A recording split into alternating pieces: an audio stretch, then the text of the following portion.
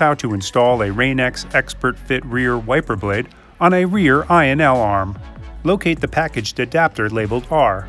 To install, align the R adapter so that the arrow on the top is pointed in the same direction as the arrow on the wiper blade base. Press the adapter onto the wiper blade until it locks into place with a click. Begin by placing the wiper arm in the service position. You may need to consult the owner's manual of your vehicle on how to do this.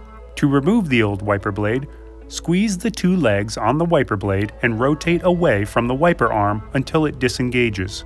To install the new wiper blade, insert the tab on the wiper arm into the slot located on top of the adapter. Rotate the blade until the arm clicks into place.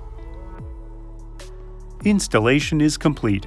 You are now ready to outsmart the elements with Rain-X Expert Fit Rear.